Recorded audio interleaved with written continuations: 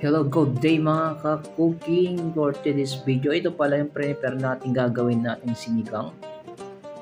So, umpisa na po natin pagluluto. Cooking oil, unang-una. Siyempre, ganyan ba ako mag sinigang mga ka-cooking. Lalagay tayo ng ginger and onion. Red onion ang aking gamit po dyan. Tapos mekos-mekos lang natin. Tapos lalagay po natin ng native na manok. So, ganun pa din. Mekos-mekos lang, halo-halo natin.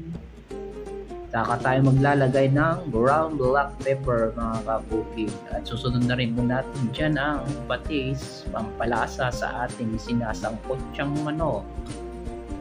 Halo-halo lang natin. Mekos-mekos. At pag-add tayo dyan ng chicken powder mga ka-cooking, tsaka natin tatakpan. Antayin lang po natin kumulo mga ka-cooking.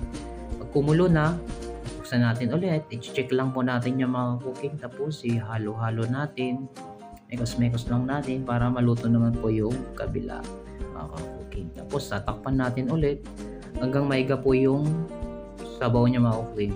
Tsaka tayo mag-a-add dyan ng 3 cups of water mga cooking. So ayun, mag-a-add din po ako din yung Knorr cubes, pampaimas sabaw mga cooking. So halo-halo lang natin. Tapos takpan ulit. Santayin natin kumulo mga cooking mga 25 o 30 minutes mga cooking. Malambot na po yan kasi batang-bata po ang ating native na chicken. At maglalagay po tayo dyan ng green chili at red chili mga cooking. Halo lang natin. Tsaka po natin susunod ang pampaasim, ang Knorr sinigang mix mga cooking. Yun. Ihalo lang din natin yan mga cooking. Mix lang.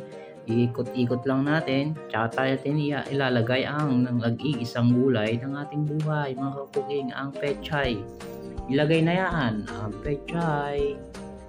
Yan lang po ang ating gulay nag-iisa mga ka-cooking, wala na iba. So tatakpan lang natin, lulutuin lang po natin yan ng 3 to 4 minutes mga ka-cooking. Okay na po yan, ready na yan mga ka-cooking. So titikman muna natin bago tayo mag-plating mga ka-cooking.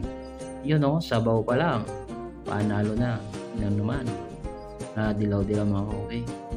Sige, one time.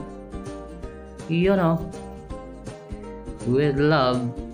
And okay, plating time. So ayan na mga cooking, ang ating finished product mga cooking.